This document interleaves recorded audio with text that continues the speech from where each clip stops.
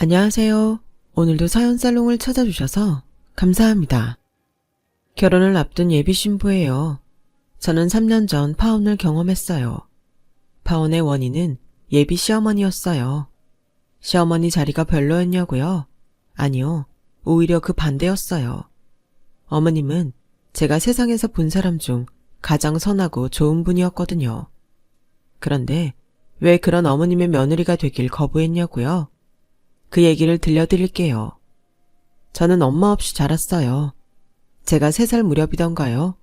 오랜 기간 지병을 앓고 있던 엄마가 세상을 떠나시고 말았거든요. 그래서 저는 엄마 얼굴을 기억 못해요. 물론 사진으로 보기는 했지만 제 기억 속에는 엄마 모습이 없었으니까요.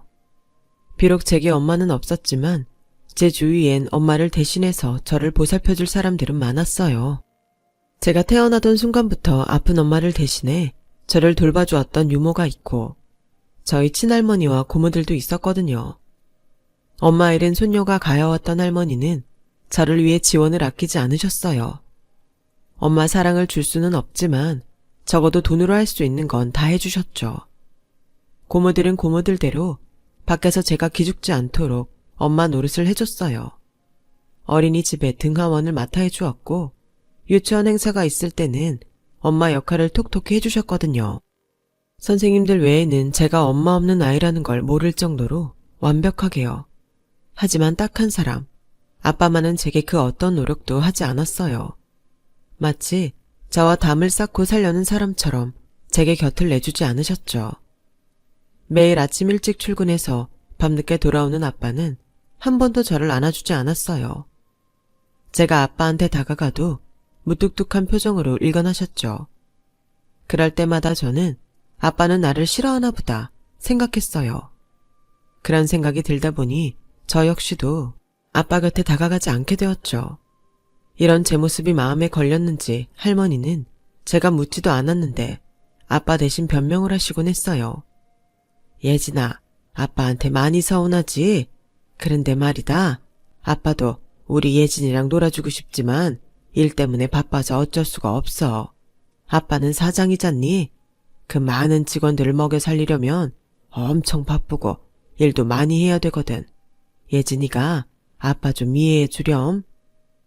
아빠는 돌아가신 할아버지를 대신해서 회사를 꾸려나가고 계셨어요. 제가 태어나기도 전부터 말이죠. 할머니 말대로 정말 바빠서 그랬는지는 모르겠지만 아빠는 집안일에 신경을 쓰지 않았어요.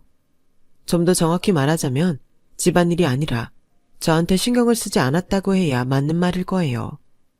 어릴 때는 그런 아빠가 많이 미웠지만 나중에 저희 엄마가 돌아가신 이유를 듣고 나서는 그 당시 아빠 심정을 조금은 이해할 수 있었어요. 저희 엄마는 출산이 힘들 정도로 몸이 약했는데 아이를 갖고 싶은 마음에 아빠 몰래 피임을 중단하고 저를 가지셨대요. 아빠의 반대에도 불구하고 출산을 감행한 끝에 몸 상태가 더 안 좋아져서 결국 세상을 떠나게 된 거였죠. 아빠는 엄마의 죽음이 저 때문이라고 생각했던 모양이에요. 저만 아니었으면 엄마가 그렇게 일찍 세상을 떠나지는 않았을 테니까요. 그러니 제가 곱게 보였겠어요. 밤에 집에 돌아오면 아내의 빈자리가 느껴지고 거기다 엄마 잃은 딸까지 있으니 아내 생각이 더 절실했겠죠. 30이 간 넘은 나이에 하루아침에 사랑하는 아내를 잃고 마음 들 곳이 없었던 아빠는 회사 일에 매달리기 시작했어요. 덕분에 회사는 할아버지가 운영할 때보다 더 번창할 수 있었죠. 저희 집안 형편은 말할 나위 없고요. 부유했던 제 어린 시절은 남부러울 게 하나 없는 풍족한 생활의 연속이었어요. 엄마가 없긴 했지만 엄마의 빈자리는 앞서 얘기했던 유모와 가족들이 대신 채워주었으니까요. 큰 고모는 제가 초등학교에 입학하자 입학시까지 따라와 엄마 노릇을 했고 덕분에 반 친구들 모두 저희 큰 고모가 제 엄마인 줄 알았어요. 제 입으로 우리 엄마라고 한 적은 없었지만 저희 큰 고모가 여느 엄마들 못지않게 저를 챙겨주셨기 때문에 아무도 의심을 하지 않았던 거죠. 큰 고모가 시집을 간 후론 작은 고모가 바통을 이어 엄마 역할을 해주었어요. 그러다 제가 중학교에 들어가면서 유모가 일을 그만두었고 얼마 뒤 작은 고모마저 결혼을 하게 되면서 더는 엄마 역할을 해줄 사람이 없게 되었죠. 고3 때 진학을 앞두고 학부모 상담이 있었는데 하필 그날따라 두 고모 모두 시간이 안 돼서 난감한 상황이 되고 말았어요. 할머니는 연세도 많으셔서 학교에 오신다 해도 별 도움이 안 될 거라 내심 걱정을 했는데 생각지도 못했던 아빠가 학교로 오셨더라고요. 상담을 마치고 아빠 차를 타고 함께 돌아오는데 어찌나 어색했는지 몰라요. 기사 아저씨 대신 아빠가 직접 운전대를 잡고 저는 보조석에 앉아 있어서 더 그랬죠. 부녀간의 대화 없이 침묵만 흘렀어요.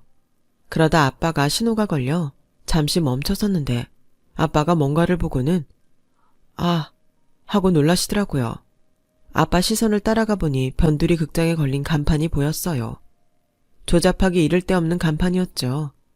주인공 얼굴이 찌그러져 보일 정도로 못 그린 손 그린 간판이었어요. 영화 제목도 제가 처음 듣는 홍콩 느와르 영화였어요. 아빠는 잠시 생각하더니 물끄러미 저를 보시고는 그러셨어요. 예진아, 아빠랑 영화 보고 갈래? 네? 아빠가 저보고 뭘 같이 하자고 한 것도 처음이고 특히나 함께 영화를 보는 건 처음이라서 어벙벙한 표정으로 아빠를 바라봤어요.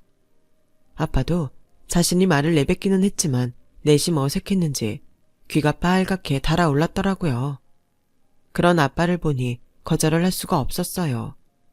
지금 내가 거절을 하면 앞으로는 아빠가 용기 내서 제가 먼저 손을 내밀어주지 않을 것 같았거든요. 무슨 영화인데요? 아빠는 피식 웃더니 그러셨어요. 영웅본색 2라고 네 엄마랑 처음 만난 날 봤던 영화야. 데이트를 했던 건 아니었고 그날 극장에서 처음 만났어. 저희 엄마는 장국영 팬이었고 아빠는 주윤발 팬이었대요. 두 분은 같이 영화를 봐줄 사람을 못 찾아서 각각 혼자 극장을 찾았다가 나란히 붙은 자리에 앉게 되었죠. 장국영이 전화박스 안에서 죽는 신이 나오자 엄마는 대성통곡을 하며 오열을 했고 극장 안에 있던 사람들은 엄마의 옆자리에 앉은 아빠한테 여자친구 좀 달래라고 한 소리 했다나 봐요. 얼떨결에 엄마를 달래게 된 아빠는 아이처럼 엉엉 우는 엄마한테 반했고 영화가 끝나고 극장을 나서는 엄마를 쫓아가 데이트 신청을 했대요. 난생 처음 듣는 부모님의 젊은 시절 얘기에 저는 마치 청춘 영화를 보는 기분이 들었어요. 저만치 떨어져 있던 아빠가 조금은 제 곁으로 다가온 기분도 들었고요. 그날 아빠랑 영화를 보는 내내 저는 영화에 집중할 수가 없었어요. 영화를 보는 아빠 눈시울이 젖어있는 걸 보았거든요. 2시간 남짓한 영화 상영 시간 동안 아빠는 먼저 떠난 아내와 함께했던 오래전 그날을 떠올렸을 거예요. 영화가 끝나고 극장을 나선 아빠는 모처럼 나왔으니 맛있는 걸 먹고 가자고 하셨어요. 그렇게 아빠랑 단둘이 처음으로 밖에서 밥을 먹었는데 아빠가 물끄러미 저를 바라보시며 그러셨어요. 오늘 보니까 우리 예진이 엄마랑 정말 많이 닮았더라. 엄마 젊은 시절이랑 똑같아. 네 엄마도 너처럼 속눈썹이 진해서 멀리서 봐도 눈이 참 예뻤거든. 그동안 아빠한테 많이 서운했지? 실은 점점 엄마를 닮아가는 널 보면서 네 엄마가 떠올라서 다가가지 못했어. 엄마를 잃은 네가 더 힘들었을 텐데 아빠가 속이 좁아서 내 마음 아픈 것만 생각하고 살았구나. 예진아, 아빠가 미안해. 하지만 단 한순간도 우리 예진이를 사랑하지 않은 적 없어. 그 마음만은 알아줬으면 좋겠다. 아빠의 수줍은 고백에 그동안 꽁꽁 얼어있던 제 마음이 녹아버렸어요. 그날 저는 아빠를 통해 그동안 아빠가 저를 미워했던 게 아니란 사실을 알게 되었고 무뚝뚝한 줄로만 알았던 아빠가 생각보다 여리고 감성적인 사람이란 걸 알게 됐어요. 그날 이후 저는 아빠랑 종종 극장 데이트를 하곤 했어요. 고3이라서 바쁜 와중에도 가끔씩 머리를 식힐 겸 해서요. 그러는 동안 몰랐던 아빠에 대해 많은 걸 알게 되었고 멀게만 느껴졌던 부녀지간도 많이 가까워졌어요. 제가 대학을 졸업하던 해 할머니마저 세상을 떠나셨을 때도 곁에 아빠가 있어서 덜 외로웠어요. 세상의 가족은 아빠랑 저 둘뿐이라 더 의지가 되었죠. 제가 첫 번째 예랑과 사귈 무렵에는 여느 집 부녀지간처럼 자연스러웠어요. 예랑이 저희 아빠랑 제 사이를 질투할 정도로 말이죠. 딸들은 원래 아빠랑 그렇게 친해? 난 우리 아빠랑 말도 잘 안 하는데. 아무래도 세상의 가족은 아빠랑 나 둘뿐이니까. 자기 아버지는 어떤 분이야? 공무원이셔. 성실하고 부지런하시지. 어머님은? 엄마, 그냥 뭐 평범해. 살림만 해서 세상 물정을 잘 모른다고 할까? 그래서 좀 불쌍할 때도 있어. 솔직히 남자인 내가 봐도 우리 엄마는 너무 친가 식구들한테 저자세거든. 큰엄마, 작은엄마, 고모도 셋이나 있는데 명절에 하루 종일 주방에 붙어있는 건 우리 엄마뿐이야. 어릴 땐 그런 엄마가 불쌍하다는 생각이 들어서 아빠한테 따지기도 했는데 정작 본인인 엄마가 변하지 않으니까 별 수 없더라고. 지금은 그냥 그러려니 해. 자기 팔자는 스스로 만드는 거잖아. 엄마가 스스로 엄마 인생을 그렇게 만든 거지 뭐. 예랑이 말 속 어머님은 스스로 자신의 인생을 힘들게 하는 그런 여자였어요. 팔자는 스스로 만드는 거라는 예랑이 말처럼 현재 집안에서의 어머님의 위치는 어머님 자신이 자초한 것처럼 생각되었죠. 하지만 2년간의 연애를 끝으로 결혼을 하기로 마음먹고 예비시댁에 찾아가 만나본 어머님은 예랑의 말과는 전혀 다른 분이었어요. 말씨와 행동이 조용하고 여러 방면에 재주가 많아 보이셨거든요. 예랑 말처럼 어리석은 사람처럼 보이지는 않았어요. 다만 과하게 남편 눈치를 보고 사는 사람 같다는 인상은 지울 수 없었죠. 아버님은 꽤 직급이 있는 공무원으로 권위적인 분이셨어요. 제게 예의를 지키며 말씀하셨지만 왠지 말이나 행동에 진심이 담겨있지 않은 것 같았죠. 형식적인 예의와 의례적인 친절, 딱 그 정도였어요. 그땐 처음 뵙는 자리라 어색해서 그런 게 아닐까 생각했어요. 그날 인사를 마치고 집으로 향하는데 예랑이 눈치 없이 자기 아버지가 저를 마음에 들어한다는 둥, 결혼식은 가급적 빨리 했으면 좋겠다는 둥, 지 좋은 얘기만 떠들어댔어요. 제 기분은 아랑곳 없이 말이죠. 자기 부모님은 어떻게 만나셨대? 아버님이 어머님께 하시는 걸 보면 그리 애정이 있는 것 같진 않던데. 아, 우리 아빠가 대학 다닐 때 엄마 사촌동생 과외 선생이었어. 엄마는 그 집에 같이 살고 있었고 잘 사는 집 조카니까 집이 어느 정도 살겠거니 하고 꼬신 거지. 우리 아빠가 그런 쪽은 두뇌 회전이 좀 빠르시거든. 근데 알고 보니까 엄마한테는 부모도 없고 집도 절도 없는 처지였던 거야. 뒤늦게 그걸 알고 헤어지려는데 하필 우리 형이 생긴 거지. 아빠가 군대를 핑계로 엄마한테서 도망치려고 했는데 엄마네 고모가 변호사까지 끌고 와서 임신한 조카 책임 안 지면 소송 걸겠다고 협박했대. 그래서 발목 잡힌 거지. 근데 솔직히 나라도 여자 쪽에서 그렇게 나오면 정 떨어지지. 그래서 우리 아빠가 엄마를 싫어해. 그렇게 싫으면 이혼하면 됐잖아. 자기를 사랑하지도 않은 남편한테 그런 대접받고 사는 자기 엄마는 무슨 죄냐고. 그러자 예랑이 인상을 찡그리며 갈등하다가 말했어요. 실은 나 결혼하고 나면 우리 아빠 조론하시겠대. 우리 아빠 정년퇴직 얼마 안 남았잖아. 결혼하면 연금도 나눠 가져야 된다고 그거 주기 싫어서 꼼수 쓰는 거지. 엄마는 그런 것도 모르고 아빠 말이라면 받들고 살지만. 그런 말을 실실 웃으며 하는 예랑을 보니 이 사람이 내가 알던 남자 맞나 싶을 정도로 낯설고 무서웠어요. 자식 새끼 키워봤자 소용없다더니 어쩜 아들이란 게 그런다니? 자기 이 결혼 정말 할 거야? 유부녀인 내가 봤을 땐 그 남자 텄어. 지 엄마한테 하는 것도 그렇고 아들은 자기 아빠 판박이거든. 젊을 땐 몰라요. 근데 나이 들면 점점 내 남편이 시아버지처럼 된다니까. 심란한 사람 앞에 두고 이런 말 하면 안 되지만 자기 결혼 걱정된다. 결혼을 앞두고 조언을 구하려고 직장 동료한테 시댁 일을 말했는데 오히려 불안한 마음만 더해졌어요. 그런데 그 걱정은 기우가 아니었어요. 결혼식 날짜가 정해지자 아버님은 슬슬 본색을 드러내셨는데 그 모습이 정말 추잡해 보였거든요. 제 앞에서는 당신은 욕심이 없다시며 결혼은 간소하게 하자고 하셔놓고선 어머님께 들려보낸 예단비 금액이며 예단 목록은 간소한 게 아니라 과하게 호사스러웠거든요. 하나같이 당신이 쓸 물건들로 채워진 예단 목록에 저도 모르게 헛웃음이 튀어나왔어요. 그러자 어머님은 그런 제 앞에서 죄인처럼 고개를 숙이셨죠. 너무 과하죠? 미안해요. 아니에요. 그런데 이거 전부 아버님이 쓰실 것들인가 봐요. 골프채 세트며 안마의자, 낚싯대까지.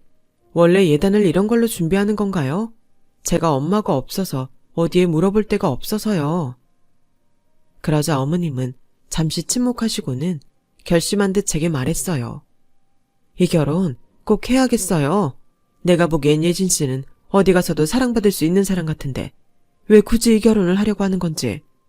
내 아들 혼사에 이런 말하는 거 이상하게 들릴지 모르지만 솔직히 나는 지금이라도 예진 씨가 이 결혼 접었으면 해요. 나도 친정 부모님이 계셨다면 지금 남편이랑 살지 않았을 테니까요. 진심이 담긴 그 말에 가슴이 철렁 내려앉는 것 같았어요. 내심 저도 이 결혼이 탐탁치 않게 느껴지던 참이라 그랬나 봐요. 결혼이 기정사실화되고부터 얘랑은 저희 아빠 재산이 마치 자기 소유가 된 것처럼 행동하기 시작했고 아버님 역시 부자 사돈한테 한미천 잡으려고 혈안이 된 사람 같았거든요. 그러면서도 자기 손을 더럽히지 않으려고 돈 얘기는 무조건 어머님을 앞세워 하셨어요. 당신은 고고하고 정의로운 사람인 척 가식을 떨면서요. 이런 종류의 인간은 처음 접하는 터라 하루하루 결혼에 대한 확신이 없어진 차에 어머님의 말씀은 내 결심에 쐐기를 받게 되었죠. 그래서 이 관계를 어떻게 끝내야 하나 고심하고 있었어요. 그런 와중에도 얘랑과 아버님은 제가 이런 생각을 하는지 꿈에도 모른 채 자신들이 원하는 방향으로 결혼식을 끌어갈 궁리만 했어요. 특히 아버님은 아예 대놓고 제 앞에서 어머님께 함부로 행동하기 시작했고 예비며느리 앞인데도 당신 아내한테 야, 라는 호칭을 쓰고 말끝마다 네가 하는 게 다 그렇지 라는 말로 어머님의 자존심을 밟았어요. 저는 살면서 그런 무례한 행동을 처음 접하는 거라서 거북하더군요. 하지만 얘랑은 그동안 그런 분위기에 익숙해져서 그런지 아무렇지 않아 보였어요. 오히려 자기 아버지를 따라 사소한 일에도 어머님께 잘못을 돌리는 치사한 모습까지 보였어요. 그런 모습에 같은 여자로서 분하고 화가 나더군요.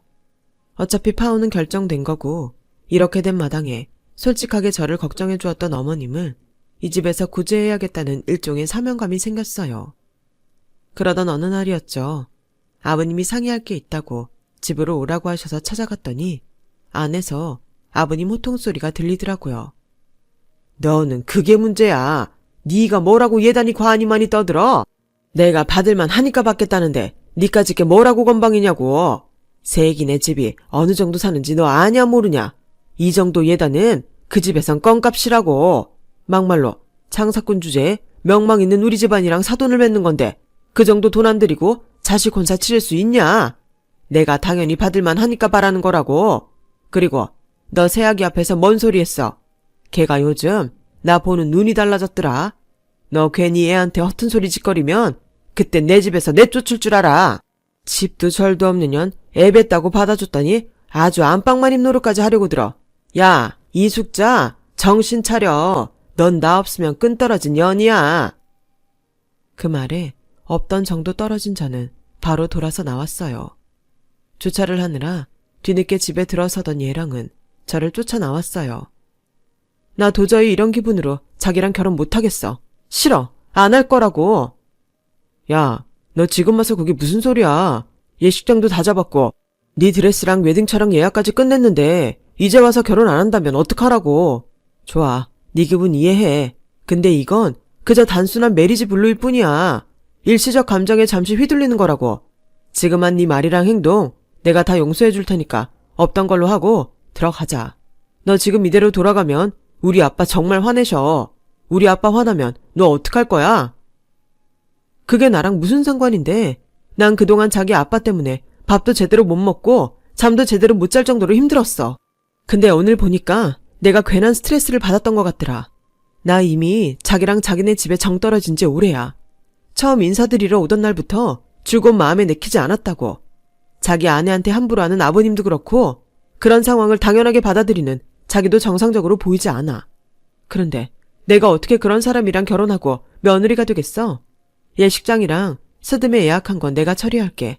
그러니까 우리 이쯤에서 그만하자. 그게 맞아. 매몰차게 돌아서는 제게 얘랑은 거기서라고 고함을 질렀지만 그대로 집으로 돌아왔어요. 그리고는 아빠한테 지금까지 있었던 일들을 다 말씀드렸죠. 아빠는 제 뜻이 그렇다면 알겠다며 계약금 문제는 아빠가 대신 처리해 주겠다고 하셨어요. 그렇게 파혼이 결정되고 모든 게 다시 제자리로 돌아온 어느 날, 길에서 우연히 얘랑의 아빠를 보게 된 거예요. 딱 봐도 불륜관계로 보이는 젊은 여자랑 팔짱을 끼고 가더라고요. 그렇게 점잔 떨며 예의 따지던 분이 길에서 여자랑 뽀뽀까지 하고 말이죠. 그 순간 불현듯 얘랑이 했던 말이 떠올랐어요. 아버님이 퇴직을 앞두고 어머님과 연금 나눠 쓰기 싫어서 조론을 하겠다고 했단 말이요. 이제 다 끝난 사이인데 괜히 끼어들어 분란만 일으키는 게 아닌가 걱정도 됐지만 용기 내서 제게 결혼을 다시 생각해보라고 말해주었던 어머님을 그냥 모른 척할 수는 없었어요. 그래서 어머니께 전화를 했어요. 만나 뵙고 말씀드릴 게 있다고요. 몇 달 만에 다시 만난 어머님은 전보다 많이 여위고 얼굴이 말이 아니었어요. 아니나 다를까 아버님이 조로를 선언하면서 어머님한테 살 집을 마련해 줄 테니 나가라고 했다나 봐요. 문제는 조론을 하면 더 이상 생활비를 줄 수 없다며 앞으로는 식당 일을 하든 폐지를 줍든 자기 살 길은 알아서 꾸려가라고 했다더군요. 하지만 40년 넘게 집에서 살림만 해온 분이 갑자기 어디서 직장을 구할 수 있겠어요. 식당 일을 알아보는데 면접을 보곤 나 같은 사람은 안 쓴다네요. 일을 못하게 생겼나 봐요. 이 나이 먹도록 변변한 기술도 없고 이 나이에 이렇게 막막하게 될 줄은 몰랐어요. 내가 참 바보 같죠? 아니요. 바보는 한 치 앞도 못 보고 잔머리 굴리는 아버님이죠. 제가 하나만 여쭤볼게요. 어머님은 아버님이랑 계속 살고 싶으세요? 생활이 보장돼도 지금처럼 같이 살고 싶으시냐고요. 어머님은 생각할 것도 없이 고개를 가로저었어요. 그럼 됐어요. 제가 본 것도 좀 있고 어머님께는 신세진 것도 있으니 이번 일은 저한테 맡겨주세요. 아무 걱정 마시고요. 저는 얘랑한테 들은 얘기와 얼마 전 길에서 아버님을 본 얘기를 하나도 빼놓지 않고 말씀드렸어요. 역시나 어머님도 아버님의 외도는 눈치를 채고 있었더라고요. 지금까지 사는 동안 그런 일이 한두 번이 아니었지만 눈 감고 귀 닫고 살아오셨다는 말도 덧붙이셨죠. 얼마 뒤 저는 저희 아빠 회사의 고문 변호사님을 얘랑 집으로 보냈어요. 더불어 업체를 통해 알아낸 아버님의 외도 증거도 첨부해서요. 변호사님이 이혼 서류를 내밀며 재산 분할에 대한 청구를 할 예정이라 말했더니 펄펄 뛰면서 집기를 부수며 쌍욕을 하시더래요.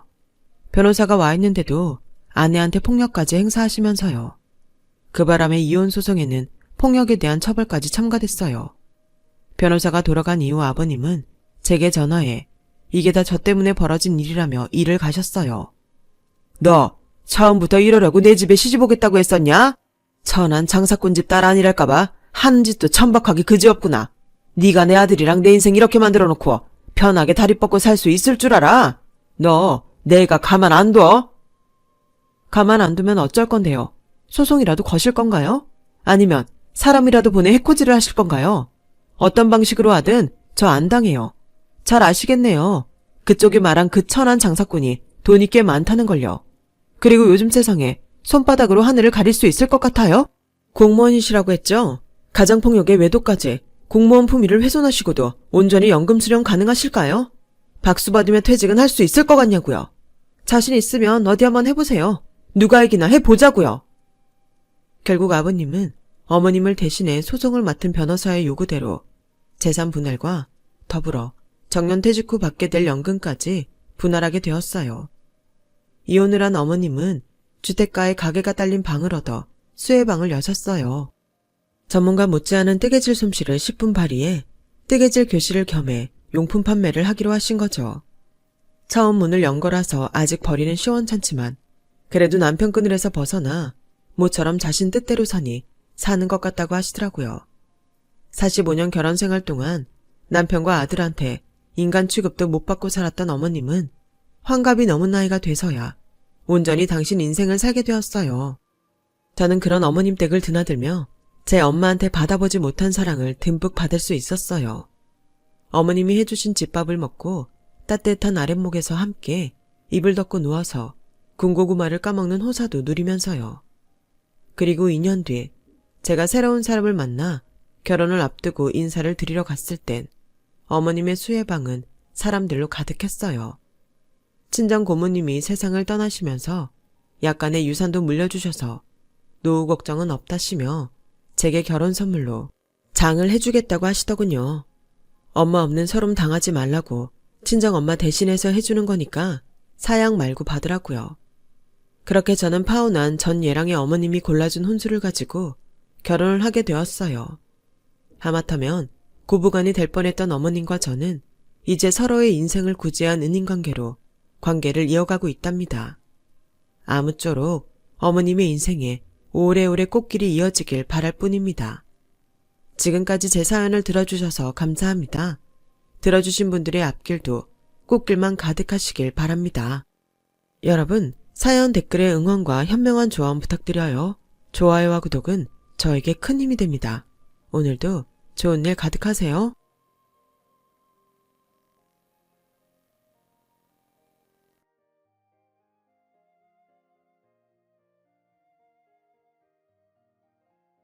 안녕하세요. 오늘도 사연살롱을 찾아주셔서 감사합니다. 수원에 사는 30대 초반의 새댁입니다. 손 아랫사람에 대한 손윗사람의 사랑을 내리사랑이라고 하죠. 그런데 저희 시댁은 한대 걸러 내리사랑이 이어지는 것 같아요. 저희 시할머니께서는 저를 무척이나 아껴주시는데 정작 제 시어머니는 저를 못 잡아먹어서 안달이시거든요. 결혼한 지 고작 2년밖에 안 됐는데도 저희 시어머니가 제게 했던 만행들을 적어보자면 16부작 미니 시리즈 정도는 될 것 같네요.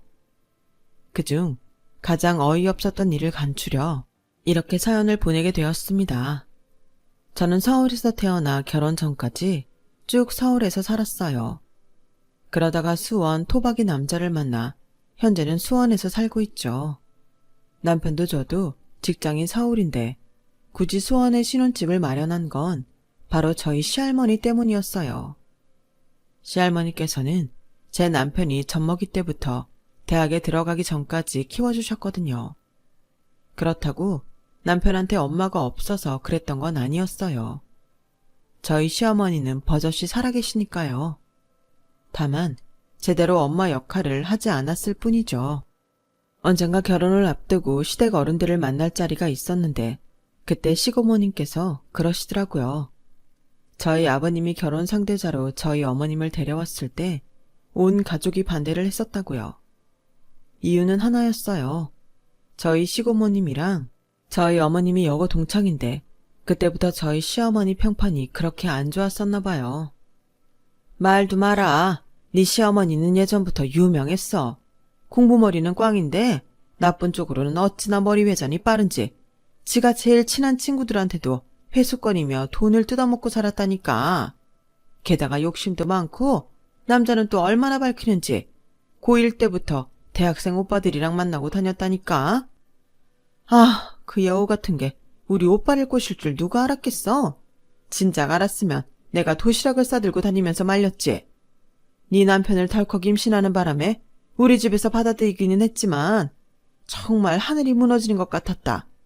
내가 이러니 우리 엄마는 오죽하겠니? 그때는 저도 아무리 저희 어머님이 별나시다 해도 아직 결혼식도 올리기 전인데 예비 조카 며느리를 앞에 두고 예비 시어머니 흉을 보더니 좀 너무한 게 아닌가 생각했었죠. 그런데 막상 제가 겪어보니 그때 시고모님 행동은 양반이었구나 싶더군요.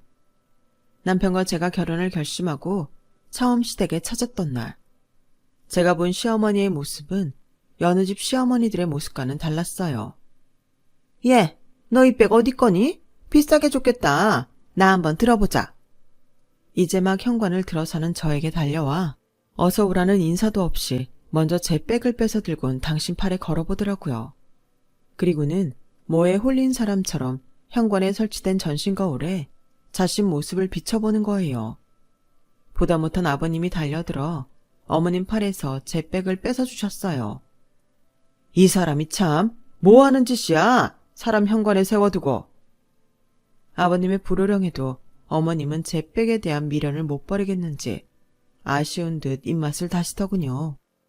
순간 온몸에 닭살이 쫙 돋으면서 제 머릿속에서는 뭐지? 좀 싸한데? 이런 감정들이 들끓었어요.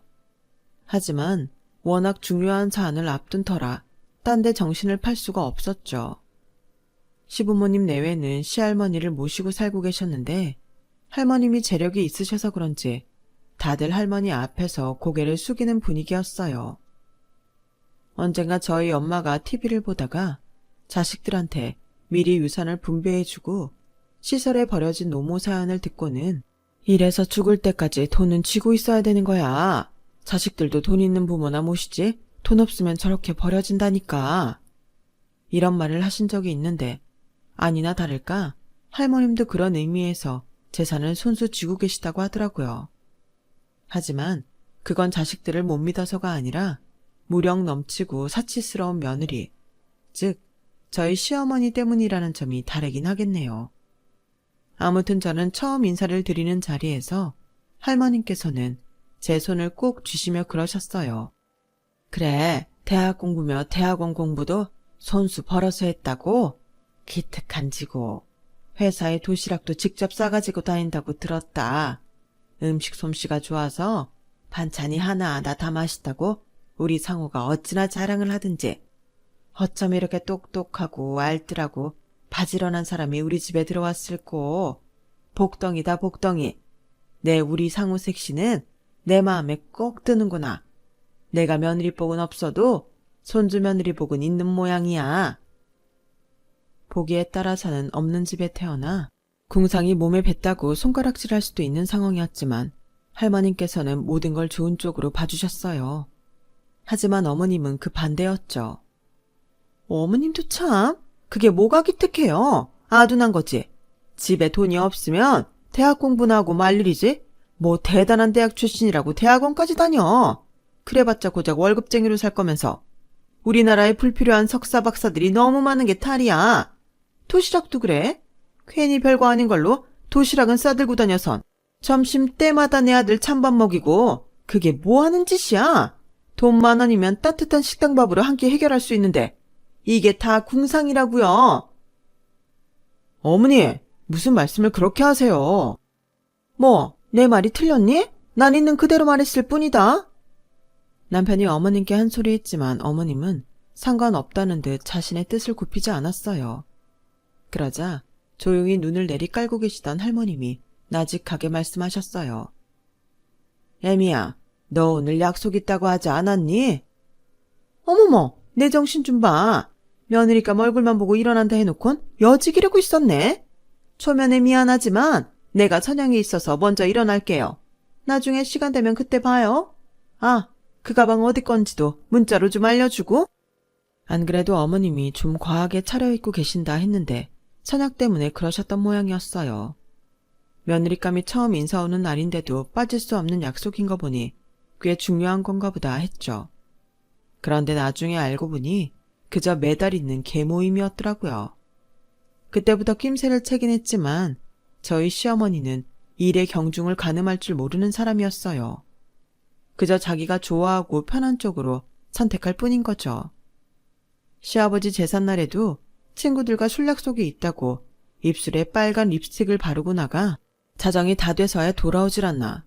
하나뿐인 아들 대학 졸업식 날엔 어렵게 유명 마사지샵에 예약을 해놨다며 졸업식도 불참하고 마사지를 받으러 갈 정도로요.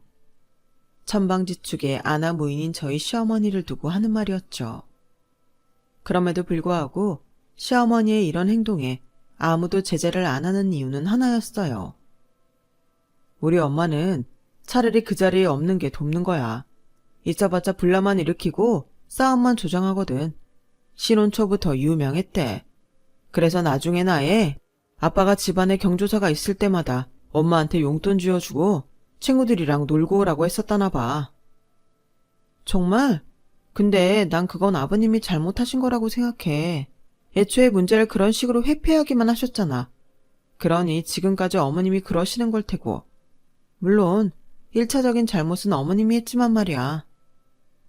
호미로 막을 거 가래로 막는다고 초장에 따끔하게 혼내서 고쳤으면 될걸.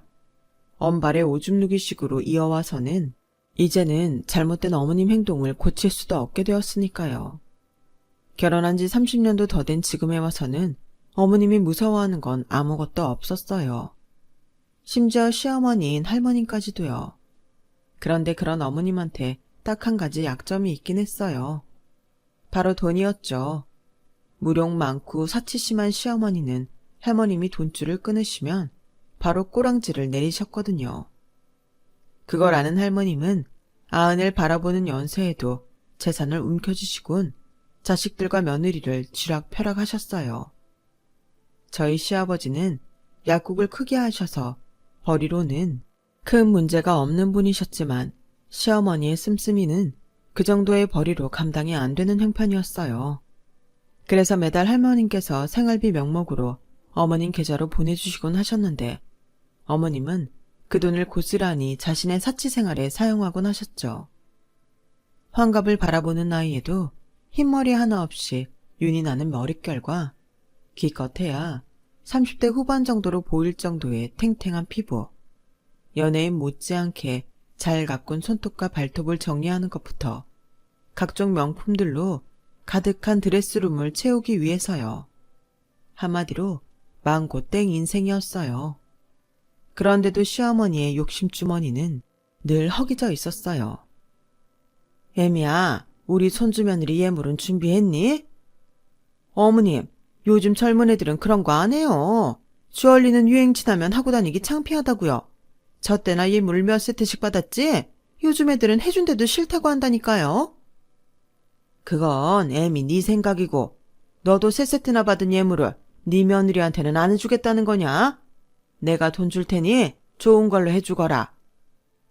결혼식을 앞두고 할머님께서 어머님을 불러 제게 어울리는 보석으로 목걸이 세트를 몇 개 맞춰주라고 하셨어요.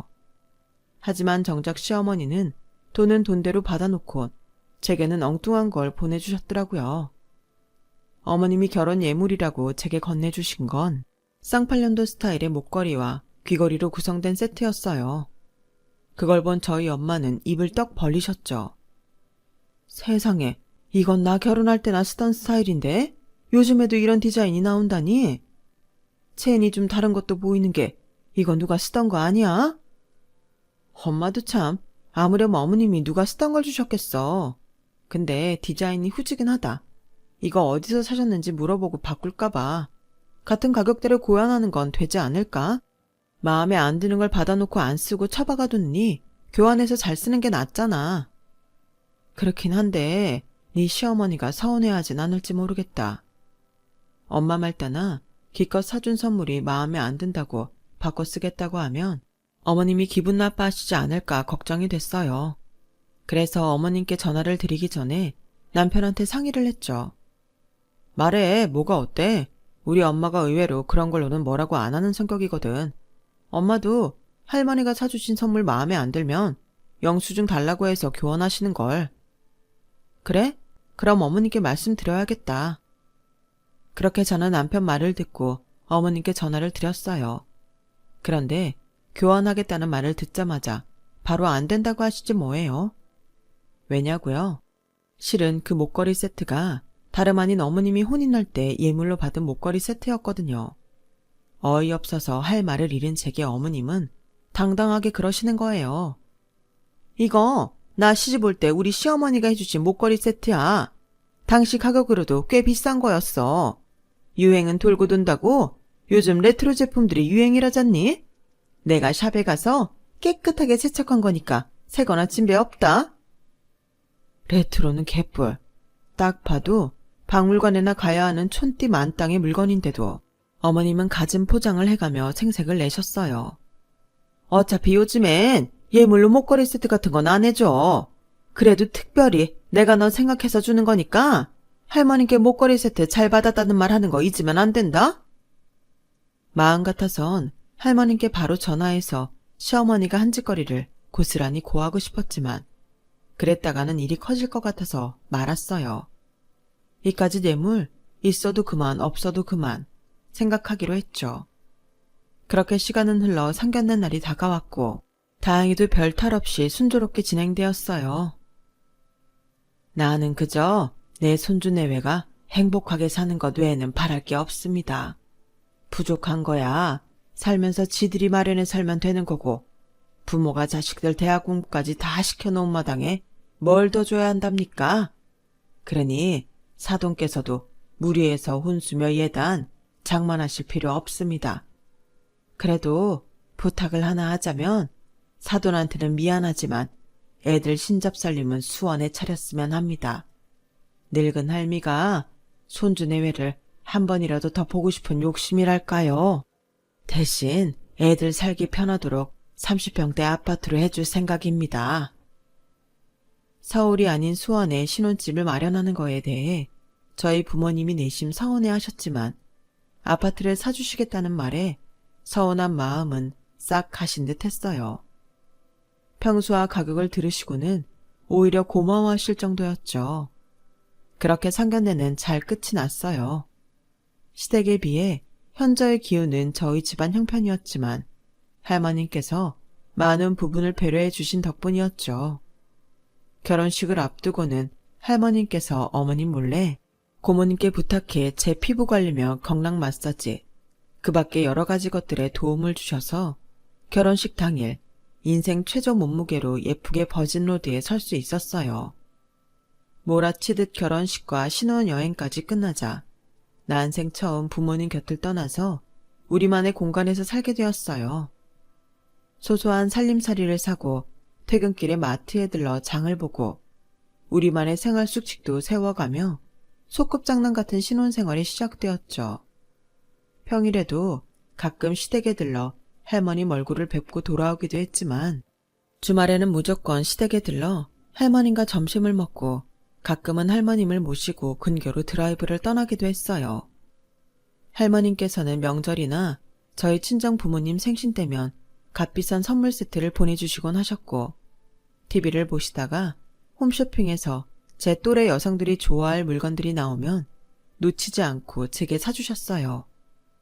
뿐만 아니라 명품백이며 구두, 심지어 수입 화장품 세트까지 고모님과 백화점에 가실 때마다 제 선물을 한 알음씩 사다 주셨죠. 이런 할머님의 손주 며느리 사랑을 두고 다들 부러워했지만 특히 저희 시어머니는 부러움을 넘어 질투를 하셨어요. 가끔 저희 집에 찾아오셔서는 할머님께서 제게 사주신 고가의 선물을 빌린다는 표현을 쓰며 강탈해 가곤 하셨거든요. 어머, 못 보던 시어링 밍크가 다 있네. 너 이거 샀니? 못해도 기백만 원은 줬을 것 같은데? 월급쟁이 주제에 너 돈도 많다? 아, 그거 선물 받은 거예요. 누가 너한테 이렇게 비싼 걸 선물해? 혹시 우리 어머님이 해주셨니? 너 대답 못하는 거 보니 맞구나. 어머님도 참, 며느리 나한텐 오리털 전보다 하나 안 사주시면서 손주 며느리한텐 이 비싼 걸 다 해주셨다니? 정말 너무하신다. 누가 누구 며느리인지 모르겠어. 예, 나 이거 며칠만 빌려 입자. 그런 식으로 가져가서 안 가져온 물건이 수십 개는 됐어요.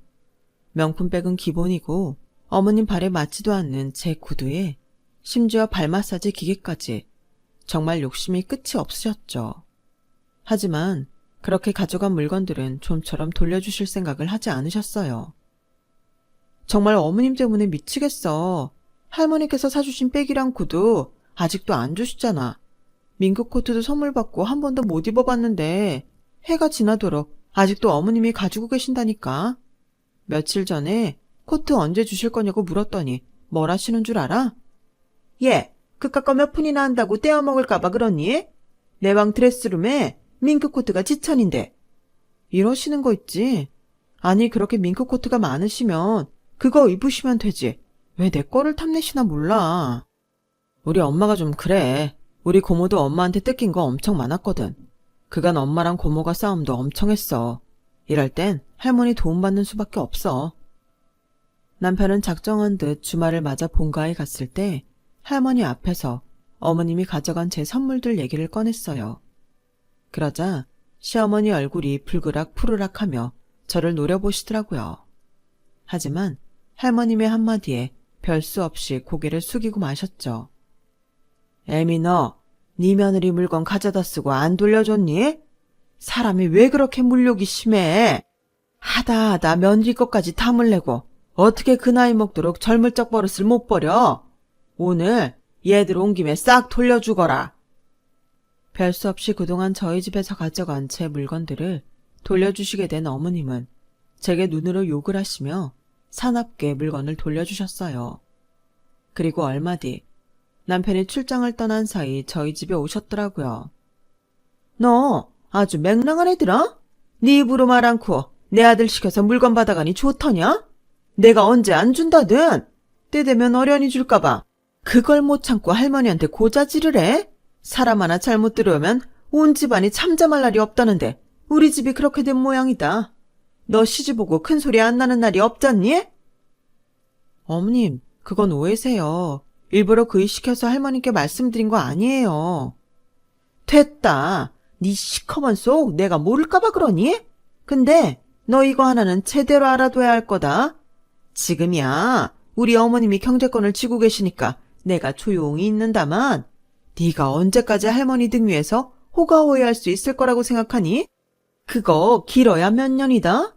얼마 뒤면 우리 집 재산 다 우리 부부한테 넘어와. 그때 내가 너한테 콩고물이라도 떨어뜨려 줄 줄 알아? 어림도 없어. 그러니까 너 줄 서려거든 똑바로 서도록 해. 어머님은 짧고 굵게 경고를 남기고는 댁으로 돌아가셨어요. 솔직히 저요, 시댁 재산에 급할 거 없었어요. 어머님 논리대로라면 어차피 그 재산은 물 흐르듯 저희한테 돌아오기 마련이니까요. 물론 저희한테 돌아오기 전에 어머님이 얼마나 탕진하실지는 알 수 없었지만 말이죠. 그 외에도 이런저런 일들로 어머님과 제 사이는 점점 더 멀어져 갔고, 그러던 차에 결혼 전에 있었던 일이 단초가 되어 큰 싸움이 벌어지고 말았어요. 하루는 어머님이 밖으로 저를 따로 불러 비싼 밥도 사주시고 선물로 목걸이 세트를 3개나 건네시더라고요. 새아가, 내가 아무리 생각해도 네 결혼 예물을 너무 성의 없게 해준 것 같아서 마음이 아프더라. 그래서 따로 장만해봤다. 이거 받고 지난번에 내가 너한테 준 목걸이 세트 가져오렴. 감사합니다. 그런데요, 어머님, 왜 갑자기 이걸 저한테 주시는 거예요? 결혼한 지도 2년이 넘었는데 이제 와서 이러시는 게 좀 이해가 안 가서요. 저 그동안 예물 목걸이 없이도 잘 지냈잖아요. 그러니까 이거 그냥 환불하세요. 저는 나중에 목걸이 필요하면 그때 어머님이 주신 거 세팅 다시 해서 쓸게요. 실은 금은방에 가져가서 감장 받아봤더니 어머님 말씀대로 어머님이 주신 목걸이 세트가 다 비싼 거더라고요. 보석들 크기도 크고 세공들 잘 돼서 요즘 나오는 것들보다 훨씬 값어치가 있다고 팔지 말고 잘 가지고 있으라고 하던걸요. 전 그저 괜한 돈 쓰지 마시라고 그렇게 말씀드렸는데 어머님이 벼락같이 화를 내시지 뭐예요. 너 정말 말이 안 통하는 애구나. 돌려달라면 줄 것이지 왜 이렇게 고집을 부려? 왜? 비싼 거라니까 이제서야 탐이나 그러니? 너 아주 살살 웃으면서 사람 속 뒤집는 재주 있다? 자, 말 말고 이번 주 내로 당장 가지고 와. 이때까지만 해도 저는 어머님이 당신 뜻을 몰라주는 저한테 화가 나서 그러시는 줄 알았어요. 그래서 그 주 주말에 남편과 시댁에 들리면서 어머님이 주셨던 예물 세트를 들고 갔어요. 더불어 새로 사주신 목걸이 세트도 돌려드리려고 가져갔죠. 그런데 마침 어머님이 자리를 비우신 틈을 타 할머님이 제가 가져온 목걸이 세트를 보셨고 남편이 전후 사정을 설명해 드리게 됐어요. 순간 불안하긴 했지만 어머님이 새 제품으로 주시기도 해서 별일은 없을 거라고 생각했어요. 하지만 제가 너무 안일하게 생각했던 거였죠. 예물 세트 이야기를 들으신 후로 표정이 굳어 계시던 할머니는 어머님이 집에 돌아오자마자 식구들 거실로 불렀어요. 근처에 사시는 고모님도 호출을 당해 오셨고요. 할머님께서 목걸이 세트를 탁자 위에 올려놓으시자 어머님 얼굴이 파랗게 질려버렸어요. 거기다 어머님께 돌려드리려고 제가 가져갔던 새 목걸이 세트까지 꺼내자 안절부절 하시더군요. 애미야, 이게 어떻게 된 거냐?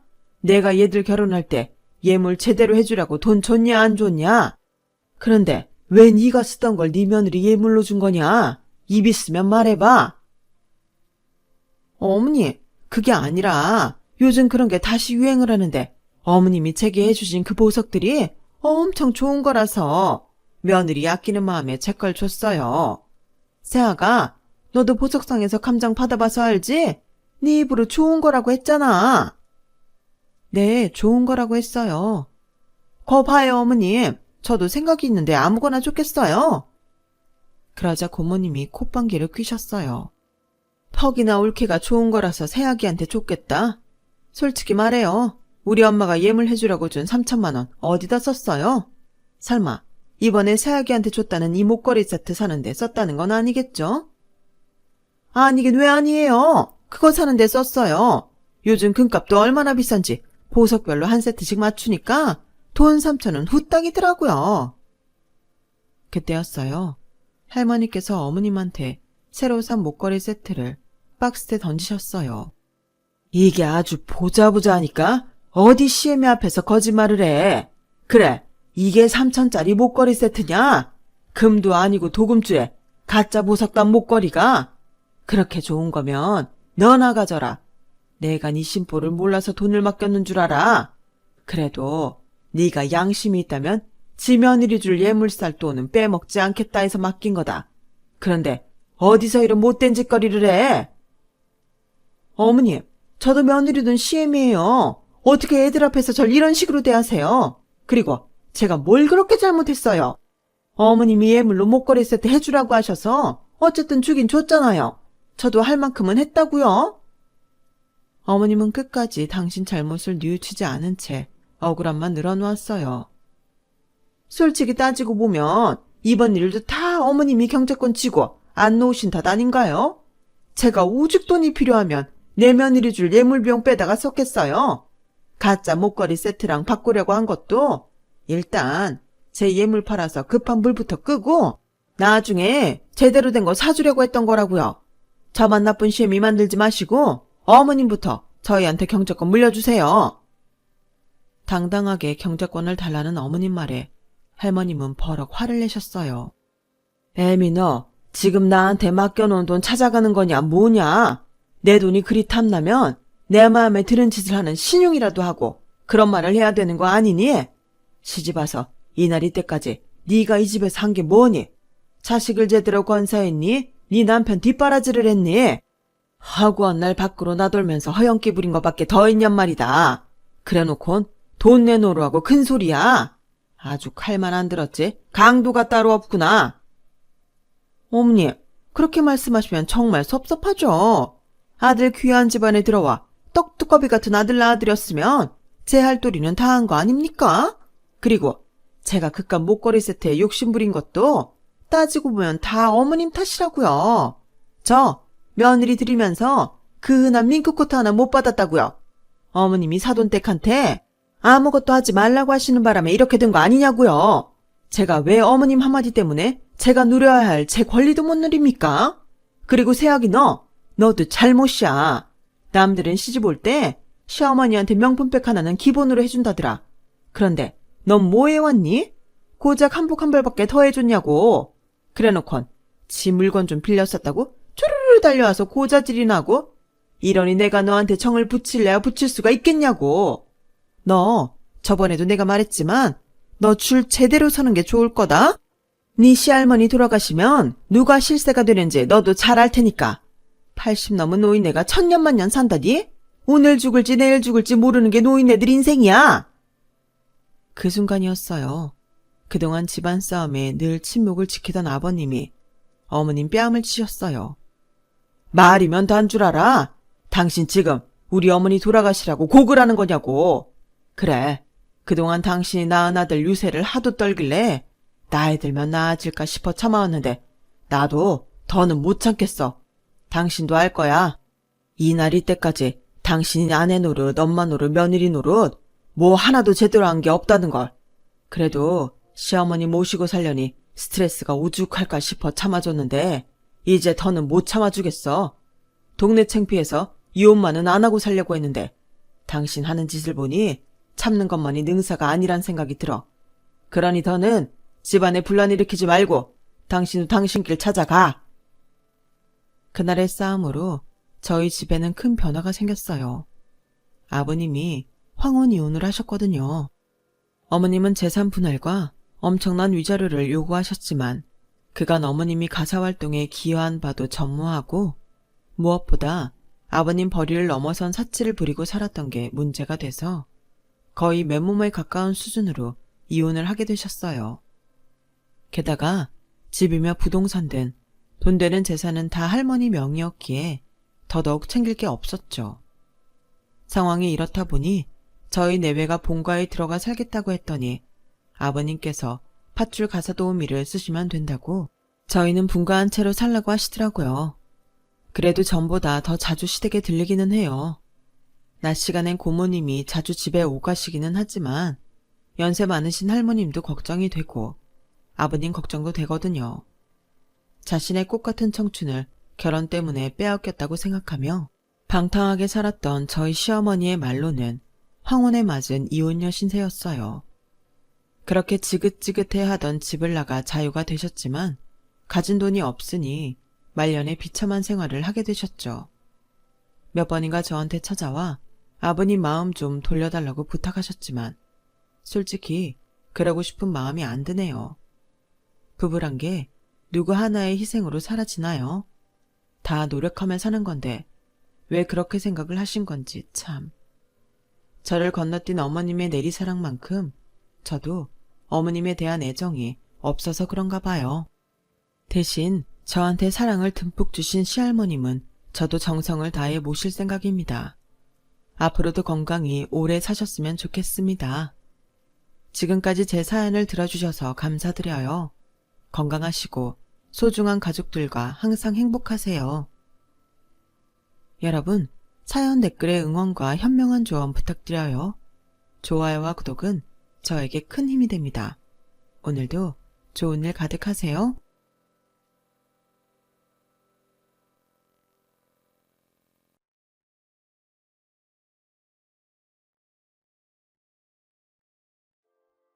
안녕하세요. 오늘도 사연 살롱을 찾아주셔서 감사합니다.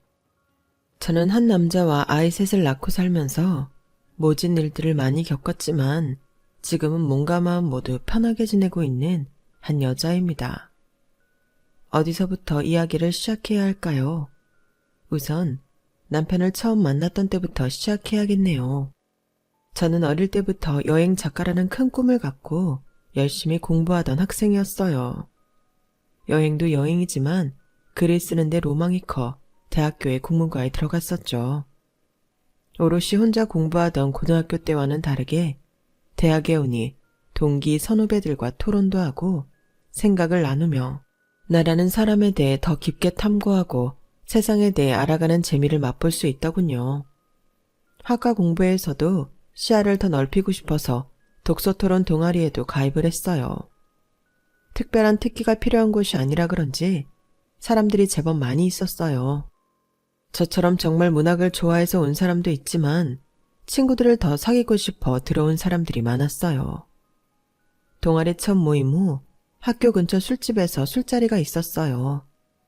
다들 어색해하면서도 호기심 어린 눈빛을 주고받았어요. 그때였어요. 한 남자 선배가 말을 걸어왔어요. 동아리에 혼자 들어온 거야? 네, 그냥 책이 좋아서 들어왔어요. 그렇구나. 무슨 과야? 전 국문과요. 김재은이라고 해요. 나도 책 좋아해서 들어왔는데 반가워. 난 경영학과 진세훈이야. 서글서글한 인상이 지적으로 보이는 안경테가 돋보이는 남자였어요. 완전 제 스타일은 아니었지만 모르는 사람들 사이에서 먼저 제게 말을 걸어준 것이 너무 고마웠죠. 그날 이후로 저희는 꽤 많이 가까워졌어요. 같이 밥을 먹기도 하고 술을 마시면서 이야기를 나누기도 했어요. 그 선배 덕분에 학교 다니는 재미가 배가 된 느낌이었죠. 그렇게 친한 선후배 관계를 잘 유지하던 저희에게도 색다른 감정이 올라오기 시작했어요. 저는 당차게 먼저 고백을 했어요. 세훈 선배, 저 선배를 좋아해요. 재은아, 나도 널 좋아하는 것 같아. 하지만 왜요? 무슨 문제라도 있어요? 나 군대 가. 연인으로 발전할 수 있겠다는 기대가 무너져 내리는 순간이었어요. 선배도 다른 남자들처럼 국방의 의무를 해야 한다는 소리에 티는 못 냈지만 속으로는 많은 눈물을 흘렸어요. 공식적인 여자친구가 아니었기에 기다린다는 말은 할 수 없었어요. 그렇게 선배는 몇 달 후 휴학계를 내고 군대에 갔어요. 아쉽고 한없이 그리울 것만 같았던 마음도 잠시, 저 역시 학교 생활을 하느라 바빠지며 선배를 잊어갔어요. 큰 문제 없이 대학을 졸업하고 저는 작은 출판사에서 일을 시작했어요. 박봉에다가 고되고 바쁜 일들 투성이었지만 열심히 뛰어다녔어요. 중간에 한번 좀 더 규모가 있는 출판사로 이직도 하고 인정도 받았죠. 하루는 퇴근하고 돌아가는 길에 신호등에 서 있는데 누군가 제 어깨를 툭툭 하고 쳤어요. 저기 김재은 맞지? 세훈 선배 맞죠? 나 진세훈이야. 정말 오랜만이다. 와, 선배 여기서 이렇게 보다니 반가워요. 그러게 세상 진짜 좁네. 이렇게 서울길 한복판에서 만나게 될 줄이야. 선배 하나도 안 변했어요. 너도 그대로야. 똑같이 예쁘네. 우연히 마주친 선배와 시간 가는 줄도 모르게 옛날 이야기도 하고 서로 직장 이야기도 늘어놓았어요. 선배는 나중에 아버지의 회사를 물려받기 위해서 잠시 다른 회사의 경영팀에 들어가 일을 배우고 있다고 하더군요. 출판사 일은 괜찮아? 완전 신입일 때보다는 괜찮아요. 그래도 아직 야근을 밥 먹듯이 하고 여기저기 외근 다니는 건 기본이에요. 너 책 진짜 좋아했었잖아. 졸업하고 정말 출판사에 있을 줄이야. 맞다. 독서 동아리 기억이 새록새록 나네요. 군대 있을 때 네가 편지 써줄 거라고 생각했는데 한 통도 안 써주더라. 나 좀 기다렸는데 말이야. 제 편지 기다렸어요? 그럼 복학하자마자 너 찾으러 동아리방 다시 갔었는데 벌써 졸업했다고 하더라고. 조금 서운했다. 선배가 절 찾았어요? 아주 많이 보고 싶었거든. 그렇게 그날 마주친 선배와 다시 연락을 주고받았고 우리는 대학 때 못다한 연애를 시작하게 되었어요. 만난 지 반년이 지나고 자연스럽게 결혼 이야기가 오가게 되었어요. 재현아, 다음 주에 우리 집에 인사하러 가자. 부모님한테 말씀드렸어?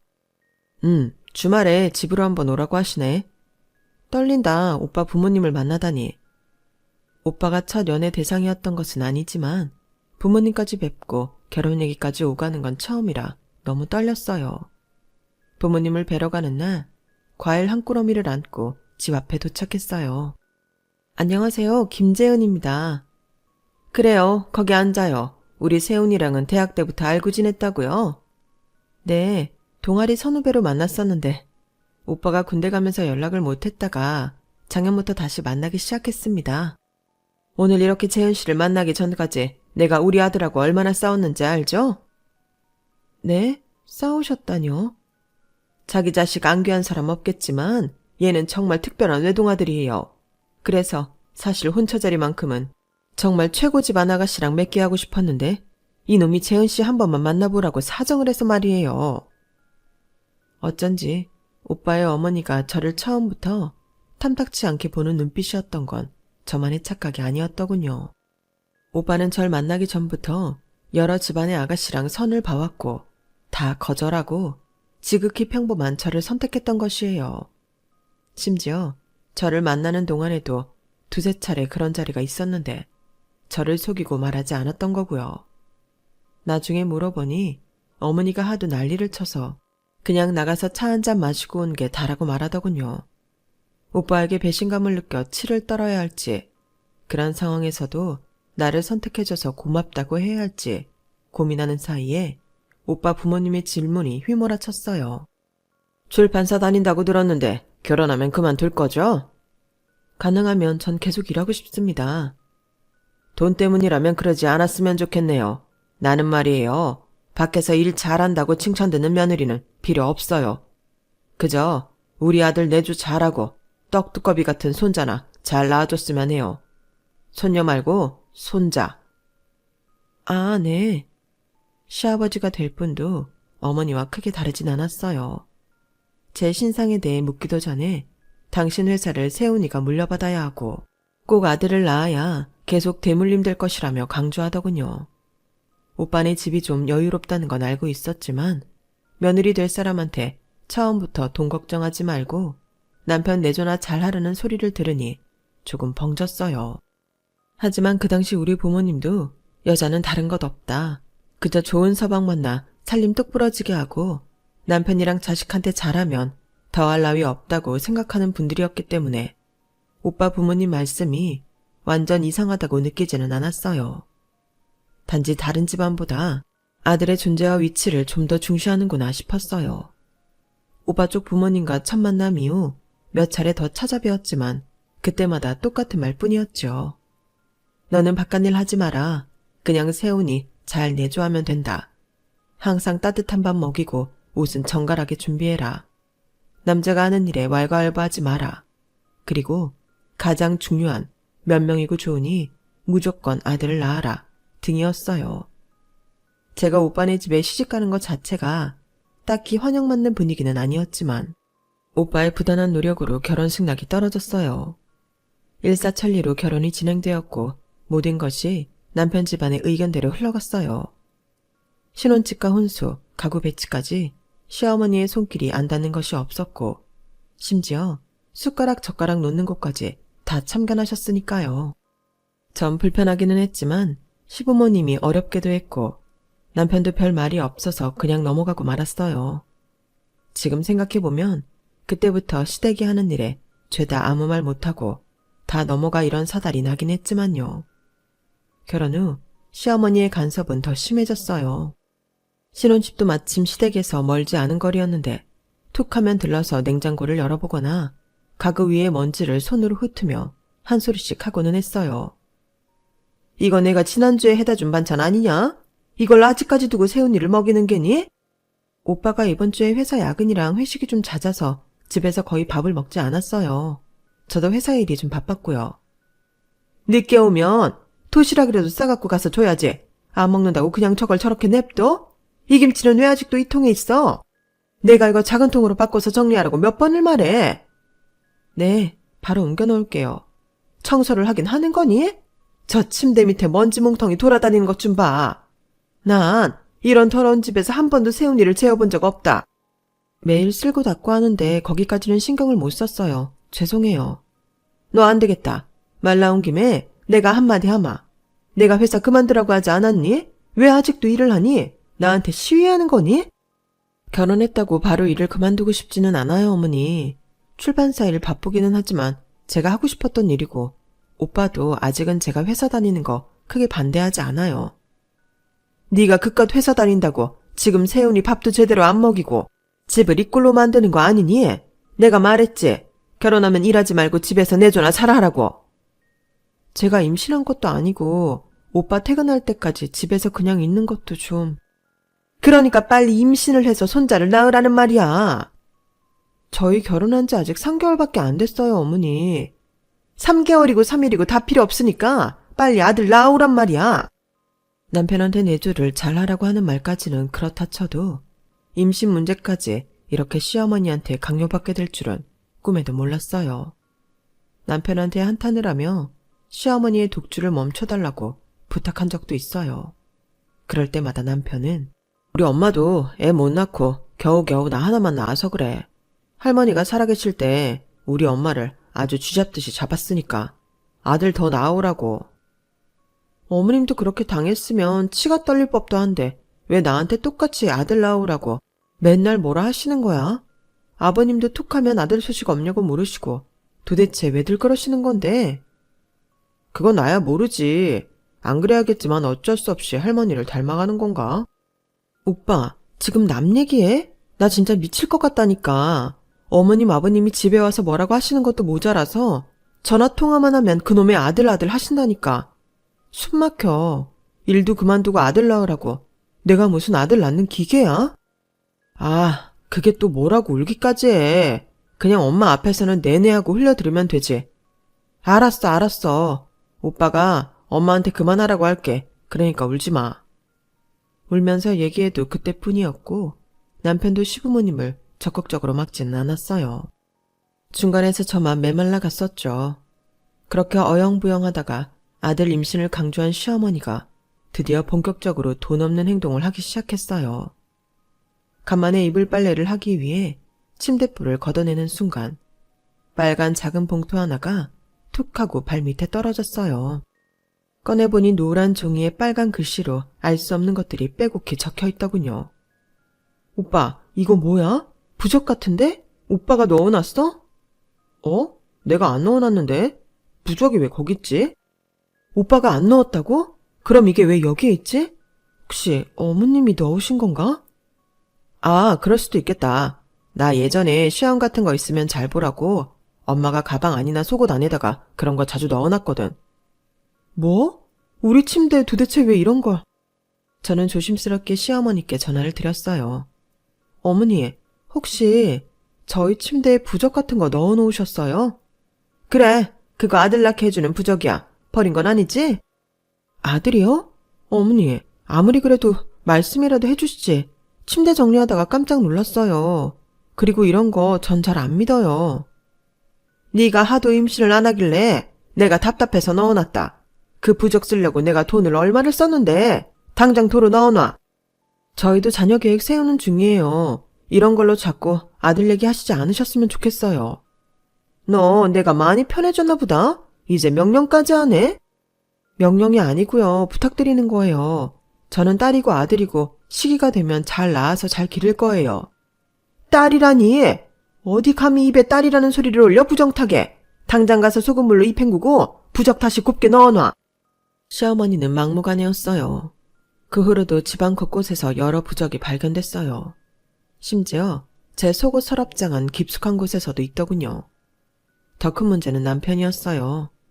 자기는 어릴 때부터 그런 거 많이 지니고 다녔다며 아무렇지 않아 했거든요. 오빠, 난 이런 거 너무 싫고 불편해. 아이는 우리가 낳는 거잖아. 왜 어머님이 이렇게까지 간섭을 하셔야 되는데?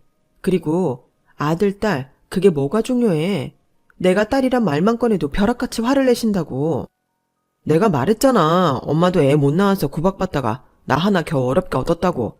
네가 좀 이해해. 그리고 아들 낳으면 너도 좋은 거잖아. 오빠도 어머님이랑 똑같은 생각이야? 네가 아들만 낳아주면 우리 다 평화롭잖아. 나도 아들이라고 어릴 때부터 할머니랑 부모님 사랑을 얼마나 많이 받고 자랐는데. 남편은 항상 남의 일 얘기하듯이 해서 제 속을 뒤집어 놓고는 했어요. 그러다 제가 정말 아이를 갖게 되었어요. 시부모님의 매일 같은 상황에 저는 어쩔 수 없이 눈물을 머금고 출판사 일도 그만두어야 했어요. 괜히 일한다고 나부대다가 애라도 잘못되면 어쩔 거냐며 잔소리를 퍼부었거든요. 이왕 이렇게 된 김에 저는 성별 상관없이 아기가 건강하게만 나왔으면 좋겠다고 생각했어요. 하지만 시어머니는 제가 임신한 중에도 아들로 성별을 굳혀주는 것이라며 이상한 가루를 가져다 타먹이거나 집안에 온통 파란색 물건을 갖다 놓는 등 이상한 행동을 하셨어요. 남편한테 재차 하소연을 해봤자 역시나 듣는 둥 마는 둥 하더군요. 그렇게 우여곡절 끝에 10달이 흘렀고 저는 시어머니의 기운이 응집된 아이를 출산했어요. 아주 작고 소중한 딸이었어요. 남편도 시부모님들처럼 아들을 원했던 터라 딸을 보고는 썩 반가워하지는 않는 눈치였어요. 시어머니와 시아버지는 소식을 듣고 연락 한 번 없다가 얼마 후에 남편 편에 한약을 한 상자 보내셨더군요. 이게 뭐야? 엄마가 갖다 주래. 한약이야. 무슨 한약인데? 나 지금 모유 수유 중이라 잘 알고 먹어야 될 것 같은데? 엄마가 그럼 뭐 너한테 사약 보냈겠냐? 아들 낳는 약이래. 매일 아침 저녁으로 먹으래. 뭐? 아들 낳는 약? 나 지금 애 낳은 지 고작 한 달도 안 됐는데 그런 약을 왜 주시는 건데? 먹기 싫으면 받지 마. 안 받으면 되지 왜 소리를 질러? 이런 건 오빠가 중간에서 알아서 잘 해결해 줘야지. 우리 딸 낳은 지 지금 얼마나 됐다고 아들 갖는 약을 받아와. 어머님이 딸이라 싫어서 연락도 없고 집에 오시지도 않는 것까지는 이해해.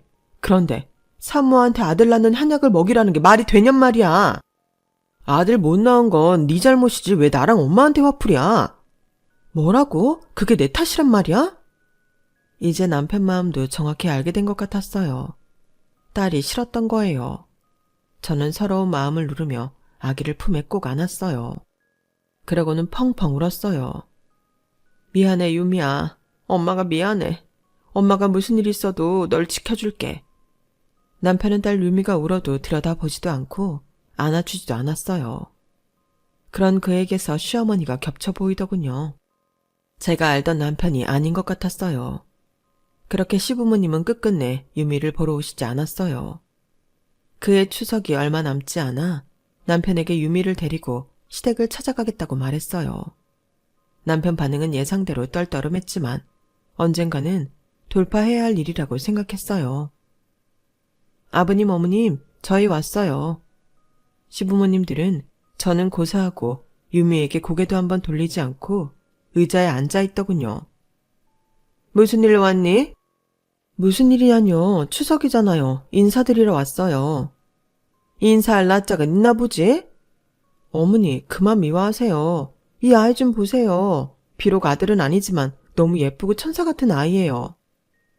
왜 너 같은 요물덩어리가 이 집에 들어와서 내 속을 볶아놓는 거야? 나는 할 말 없으니 밥이나 먹고 일찍 돌아가거라. 아버님은 아예 외면하고는 방으로 들어가 버리시더군요. 저는 무릎을 꿇으면서까지 어머님 다리를 잡고 말했어요. 어머님, 이 아이도 세훈 오빠 딸이에요. 어머님 핏줄이란 말이에요. 어머님이 쌀쌀맞은 얼굴로 제게 말했죠. 그래, 내 핏줄이라서 더 화가 나. 왜 딸인 거야? 왜 아들이 아닌 거야? 아버님 뒤를 따라 어머님도 들어가 버리시고 저는 아이를 안고 쓸쓸히 나왔어요. 머릿속이 복잡했어요. 남편과 그냥 이혼하고 유미랑 둘이 살까 하는 생각도 들었어요. 하지만 이 갓난 아이를 아빠 없는 애로 만들고 싶지 않았어요. 오빠, 나 이제 어떻게 하면 돼? 오빠는 어떻게 하고 싶어? 나랑 유미랑 살고 싶긴 한 거야? 그래도 네가 엄마 아버지한테는 계속 빌어야지. 내가 도대체 뭘 잘못했기에 계속 빌면서 살아야 되는 건데, 응? 아들을 낳아야지. 남편의 말에 숨이 턱 막혔지만 그때는 바로 판단이 서지 않았어요. 결국 그 후에도 저는 미련스럽게 문턱이 닳도록 시부모님을 찾아뵈며 유미에 대한 마음을 열어달라고 부탁드렸어요. 네가 하도 이렇게 맨날 찾아와서 얘기를 하니 내가 알겠다. 쟤를 받아들이마. 하지만 우리 사랑은 기대하지 말어. 쟤한테 줄 돈도 없을 줄 알아. 네, 알겠습니다. 그 후에도 시부모님은 주동적으로 유미를 예뻐해 주거나 가까이 해주지는 않았어요. 그래도 유미는 순하고 방실방실 잘 웃는 아이로 커갔어요. 유미가 2돌쯤 됐을 때 저는 다시 임신을 하게 됐어요. 한 명이 아닌 쌍둥이를 임신했어요. 시부모님은 이 소식을 접하고 놀라울 정도로 얼굴에 생기가 돌아 말하더군요. 2명이나 이렇게 한꺼번에 오려고 그렇게 뜸을 들였던 거구나. 그래, 이게 맞는 거지. 세훈아, 내가 뭘 했니? 그때 점쟁이가 너한테 분명 아들 보고 있다고 했다니까? 빨리 나와라 내 손자들아. 성별이 나오기도 전에 시부모님과 남편은 벌써 아들 쌍둥이로 정해놓은 것 같았고 첫째 유미 때 이미 한번 시달렸던 저 역시 남모르게 속으로는 아들들이 나왔으면 좋겠다는 생각을 했어요. 지금 돌이켜보면 제 머리를 때리고 싶을 만큼 어리석고 바보 같았던 생각이었어요. 10달이 흐르고 쌍둥이들이 태어났어요. 저희의 소원은 반은 이루어지고 반은 이루어지지 않았죠. 남녀 일란성 쌍둥이가 나왔거든요. 시부모님은 단숨에 제가 있는 병원으로 뛰어오셨어요. 오자마자 조금 늦게 나온 아들을 급하게 찾으셨어요. 먼저 나온 딸은 당연히 관심 밖이었고요. 어구구 우리 새끼 예쁘게 대라. 여보, 쟤 하품하는 것 봐요. 우리 세훈이랑 똑같지 않아요? 그러게, 세훈이 애기 때랑 똑 닮았네. 아버님, 어머님, 먼저 나온 아기도 좀 보실래요? 나중에 보마. 혹시 이 딸 때문에 우리 손주가 영양이 부족하다거나 그렇게 나온 건 아니지? 아니에요. 그럴 리가요. 쌍둥이들에 대한 시부모님의 편애는 몸조리 후 집에 오자 더 심해졌어요. 집에 온 어린 아기들이 신기했던 첫째 유미가 아들 우성이라도 만져보려고 다가가면 시어머님은 매몰차게 아이를 밀어냈어요. 우성이가 울면 안고 어르고 달래느라 바빴지만 같이 태어난 딸 주미가 울기 시작하면 계집애 목소리만 크다며 방에 넣고 문을 닫아버리기까지 했어요. 또 시어머니는 우성이가 유미 주미 자매들과 달리 그 당시 가장 비싸고 들여오는 것도 어려웠던 수입우유만 마시게 했어요. 옷도 백화점 최고급 것들만 사다 입혔고요. 커갈수록 할아버지 할머니, 심지어 아빠까지도 본인들과 남동생한테 하는 대우가 다르다는 것을 안 아이들이 하루는 그러더군요. 엄마, 우리는 가짜야? 응? 우리 유미랑 주미가 진짜지 왜 가짜야? 엄마 예쁜 딸들이지? 할머니가 우성이만 진짜고 우리는 가짜래. 우리도 할아버지 할머니랑 놀고 싶은데 우성이만 데리고 가고 우리는 옆에 못 오게 해. 맞아. 내가 냉장고에 아이스크림 먹고 싶어서 꺼냈는데 할머니가 뺏어서 우성이 가져다 줬어. 나 가만히 텔레비전만 보고 있었는데 할아버지가 시끄럽다고 방으로 들어가라고 소리 질렀어. 기가 막혔어요. 제가 보이는 데서도 차별하는데 안 보이는 곳에서는 더 심하게 하는 것 같았어요.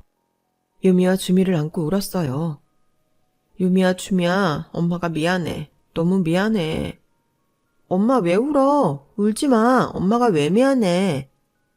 엄마가 우리 공주들한테 더 잘할게. 엄마한테는 너희 모두 소중해. 정말이야. 어린 딸들의 품에 안겨 얼마나 울었는지 몰라요. 이 아이들이 뭘 잘못했다고 왜 그렇게 상처를 받고 자라야 하는지 이해할 수가 없었어요. 이런 상황에서도 자신 있게 이 시댁 집안이랑 연을 끊지 못하는 제 자신이 원망스러웠어요. 그래도 그나마 정말 다행인 것은 딸들은 모질게 차별받는 것에 비해 어두운 곳 없이 밝고 착하게 자라주었어요. 또 금지옥 옆 대우만 받던 아들 우성이 역시 걱정했던 것과 달리 예의 바르고 똑똑하게 자라주더군요. 그렇게 다른 세상 속에서 아이들은 나름 각자 잘 자랐고 어른이 되어가고 있었어요. 하지만 큰딸 유미가 대학에 들어가자마자 돌아가신 시아버지가 남편에게 물려준 회사가 흔들리기 시작했어요. 베트남 시장이 커지면서 여러 국내 업체가 도미노처럼 무너졌는데 남편 회사도 그중 하나였던 것이에요. 그네는 고작 대학을 한 학기 다녔을 뿐이고 아직 두 아이가 대학 진학 준비를 하는 중에 우리에게 들려온 청천벽력 같은 소식이었죠. 스트레스로 인해 남편의 신경질은 심해져갔고 자주 술을 마셨어요.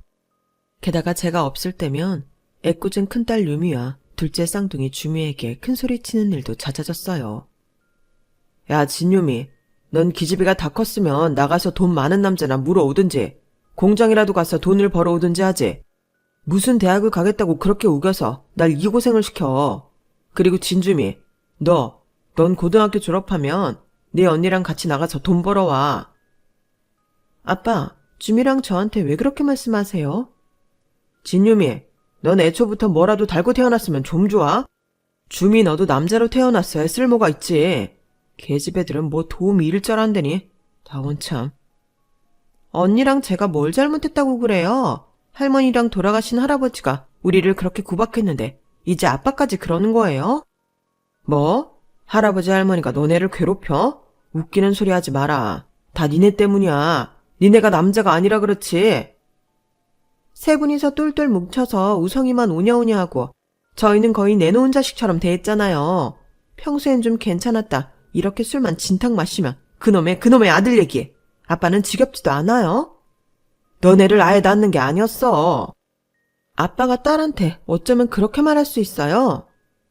두 딸은 시키지 않아도 공부도 알아서 잘하고 나무랄 데 하나 없는 아이들이었는데 남편은 평소에는 물론 술만 마시면 여자는 다 필요 없다고 더 심한 막말을 자주 쏟았어요.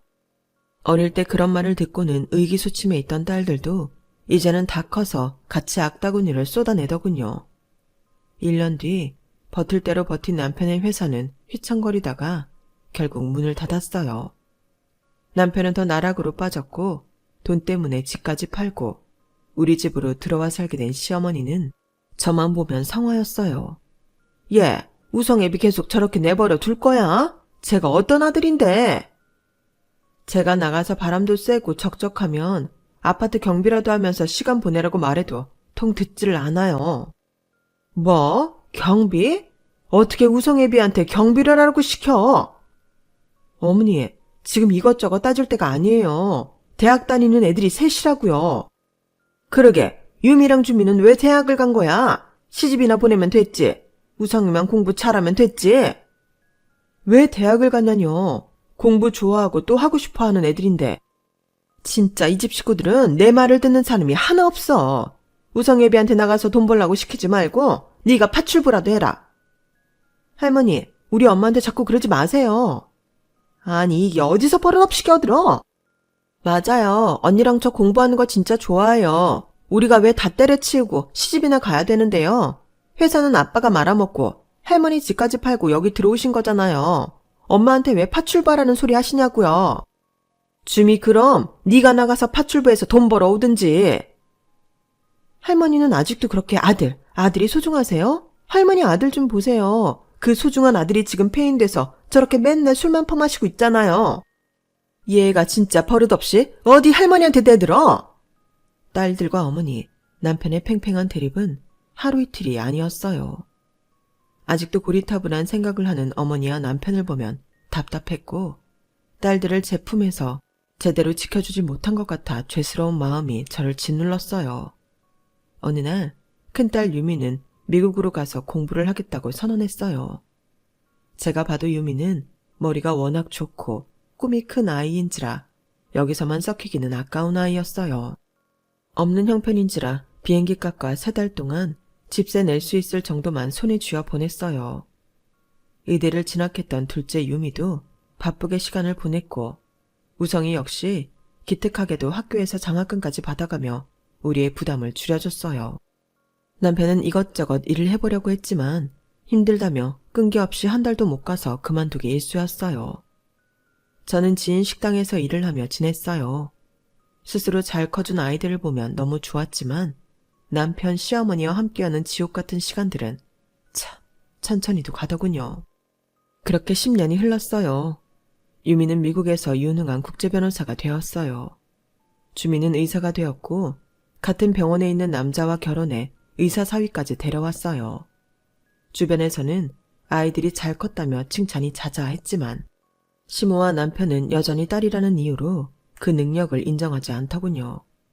우성이는 대기업에 취업해서 회사원이 되었어요. 평범하게 회사 다니던 우성이가 하루는 제 앞에서 폭탄 선언을 했어요. 엄마, 저 결혼할 여자가 있어요. 이제는 소개시켜드리고 싶어요. 그래? 우리 아들 여자친구 있는 것도 몰랐는데 놀라운걸? 누구야? 꽤 오래 만난 친구인데 그동안 인사 못 시켜드린 이유가 있었어요. 그랬구나. 엄마 궁금해. 어서 알려줘. 누구길래 그렇게 꽁꽁 싸매고 있었던 거야? 외국인이에요. 외국인이라고? 네, 프랑스 여자예요. 어머, 진짜? 우성이 능력 대단한데? 죄송해요, 엄마. 그동안 말씀 못 드려서. 사실 3년 전에 혼자 배낭여행 가서 만났던 여자예요. 마음에 들었는데 한국에 와서도 연락이 끊기지 않고 계속 하게 됐어요. 너 그래서 회사 다닐 때도 휴가 내고 잠깐 프랑스 갔다 한다고 했던 게 그럼? 네, 여자친구 보러 간 거였어요. 그랬구나. 여자친구도 한국에 2번 정도 왔었는데 소개 못 시켜드렸어요. 죄송해요. 뭐가 죄송해. 이제라도 볼 수 있으면 됐지. 그런데 이번에 결혼 얘기가 오간 거야? 네, 이제 그만 떨어져 있고 싶단 마음을 서로 확인했어요. 그런데 아무래도 제가 여기를 정리하고 프랑스에 가야 할 것 같아요. 우성이 네가 프랑스로? 네, 그 친구는 미수라는 친구인데 꽤 알려져 있어요. 저만 믿고 한국으로 그냥 오라고 하기보다는 유럽 쪽이 미술이나 예술은 많이 발전해 있으니까요. 제가 가는 게 맞는 것 같아요. 둘이 많이 의논해 봤는데 전 거기 가도 무슨 일이든 다시 시작할 수 있을 것 같거든요. 와, 우리 아들 정말 기특하다. 여자라고 무조건 남자 따라와야 되는 게 아니라 그 친구를 존중해 준 거잖아. 우성이 정말 대단하다. 고마워요, 엄마. 나 정말 그 여자 많이 사랑해요. 우리 우성이가 좋다면 엄마도 좋아. 이렇게 현명한 생각 갖고 있는 우성이 네가 너무 자랑스러워. 제 말은 진짜였어요. 남자가 제일이고 여자는 부속품처럼 여기는 집안 분위기에서 이런 멋진 생각을 한 아이가 있을 수 있다는 게 놀라웠어요. 우성이가 결혼해서 프랑스로 거처를 옮기면 자주 못 봐서 서운은 하겠지만 자신의 사랑을 찾아서 더 큰 세상으로 나아갈 아들을 생각하니 흐뭇하더군요. 문제는 시모와 남편이었어요. 이야기를 들은 시모는 거품을 물고 쓰러질 태세였어요. 뭐라고? 우성아, 이게 다 무슨 소리냐? 외국 여자라니? 그리고 프랑스라니? 네, 할머니. 저 프랑스 여자랑 결혼할 거예요. 그리고 거기 가서 살 거고요. 우성아, 이 할미는 어떻게 하라고? 절대 못 간다. 이 할미 눈에 흙이 들어가기 전까진 절대 안 돼. 할머니, 제 인생이에요. 아니야. 그래도 이건 아니야. 족보도 없는 파란 눈 외국계 집애랑 결혼한다는 게 말이 되니? 할머니, 족보가 없다뇨. 다 같은 사람인데 높고 낮음이 어디 있어요? 전 그 여자 정말 사랑해요. 네 엄마는 내가 어쩔 수 없이 허락했지만 너는 안 된다. 내 새끼, 이 할미가 정말 좋은 집 교수 만나게 해줄 거야. 그 외국 여자는 안 돼. 그리고 할미가 여기 있는데 어딜 가서 산단 말이냐. 이 할미는 어쩌라고 그 먼 데를 간다고 해. 할머니, 어릴 때부터 절 많이 아껴주신 거 감사해요. 하지만 전 언제까지나 할머니나 아버지한테 매여 있을 수는 없어요. 저도 이제 성인이고 결혼하고 싶은 여자를 만났어요. 할머니 말씀처럼 그 여자를 한국에 데려올까도 생각해봤지만 아무래도 제가 거기에 가는 게 맞다는 결론을 내렸어요. 저 가서도 잘 살 자신 있고요. 저한테 지금 사는 곳은 중요하지 않아요. 그년 당장 내 앞에 데리고 와라. 어디 감히 내 새끼를 그 먼 데로 데려가려고? 그년이야말로 저승사자다. 당장 데려와. 할머니, 그렇게 말씀하시지 마세요. 내 새끼 우성이 너 지금 할미한테 대드는 거야? 이제 그만 좀 하세요. 저야 사랑받는 입장이어서 뭐라 말할 수 없었지만 솔직히 할머니나 할아버지, 아빠가 엄마랑 누나들한테 너무 못되게 한 건 맞잖아요. 단지 여자라는 이유로. 뭐? 우성이 너 지금 그게 할미한테 할 소리야? 전 항상 엄마랑 누나들한테 죄스러운 마음이 있었어요. 저만 맛있는 거 먹고 좋은 옷 입고 공부도 저보다 누나들이 훨씬 잘했는데 남자란 이유만으로 저만 좋은 학원 과외하게 해주셨잖아요. 저는 어릴 때부터 그게 너무 미안하고 죄스러웠단 말이에요. 제 마음 한켠의 죄책감이 항상 절 힘들게 했어요. 이제는 벗어나고 싶어요. 저도 몰랐어요. 항상 어른들의 사랑만 받던 우성이가 저런 미안한 마음을 갖고 살았는지. 딸들의 서러움만 챙기느라 우성이의 진심을 못 알아봐준 제 자신이 한심스럽더군요. 시모도 옆에서 듣던 남편도 아무 말 못하고 고개만 떨구고 있더군요. 그날 한바탕 소란이 있은 후에 미국에 있는 딸도 잠깐 들어오고 주미와 서희까지 모인 자리가 마련되었어요. 유미가 조심스럽게 남편 앞에 서류 하나를 꺼냈어요. 아빠, 이제 엄마랑 이혼해주세요. 뭐? 엄마한테는 제가 한국에 들어오기 전에 미리 말씀드렸어요. 나머진 제가 다 알아서 할 테니까 여기 서류에 도장만 찍어주세요. 유미 너, 애비한테 이게 무슨 짓이냐? 할머니는 가만히 계세요. 여기 서류 정리되면 어차피 할머니도 그냥 남되는 거니까요. 이게 어디서 배운 버르장머리야? 저나 주민 모두 그동안 어디 가서 싸가지 없고 못 배웠단 소리 들어본 적 없어요. 오히려 이 집안에서 그렇게 우리가 무시당하고 살았던 거죠. 엄마가 저희 때문에 지금까지 버텨가며 할머니랑 아빠랑 같이 산 거 다 알아요. 이제는 저희가 엄마한테 자유를 줄 거예요. 두 분에게서 저희는 이미 아무것도 아니지만 그 귀하고 소중한 손자 우성이마저 한국에 없을 테니 더 이상 서로 엮일 이유가 없어졌어요. 이게 무슨 개소리냐? 그럼 우리를 누가 돌봐? 그동안 저희가 당한 게 얼마인데 늙고 힘없는 할머니랑 무능하고 피폐해진 아빠를 보살펴야 하죠? 옛날보다 저희한테 희생하신 건 엄마뿐이에요. 최소한의 예의로 이 집은 그냥 둘 테니 두 분이서 사세요. 뺏어가지도 않을 테니 뭘 달라고도 하지 마세요. 엄마는 저희가 좋은 곳으로 모실 거예요. 앞으로 다시는 찾지 마세요. 아유, 이게 무슨 일이냐. 유미와 주미는 아주 단호했어요. 남편도 찍소리 하나 못하고 그 자리에서 바로 도장을 찍어주었으니까요. 시모는 옆에서 바닥을 치며 통곡하고 있었고요.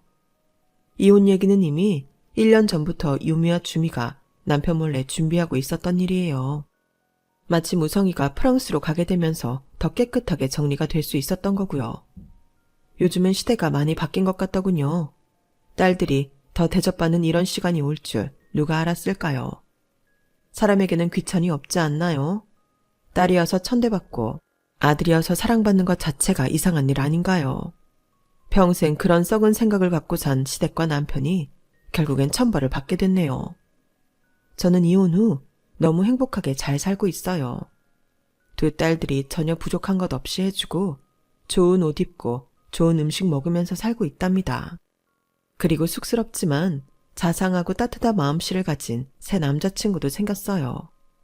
다행히 함께 여행하는 것을 좋아해서 여기저기 다니면서 어릴 적 못다 이뤘던 저만의 여행 일기를 쓰고도 있고요. 내년에는 결혼한 우성이가 있는 프랑스에도 함께 다녀오기로 했어요. 이렇게 차곡차곡 쌓인 여행 일기가 나중에 꼭 출간되어 여행 작가로 알려지고 싶은 작은 소망도 있답니다. 세상 살다 보니 이렇게 좋은 날도 오네요. 제 이야기를 들어주신 여러분도 좋은 날들이 더 많아지길 바랍니다. 건강하세요. 여러분, 사연 댓글에 응원과 현명한 조언 부탁드려요. 좋아요와 구독은 저에게 큰 힘이 됩니다. 오늘도 좋은 일 가득하세요.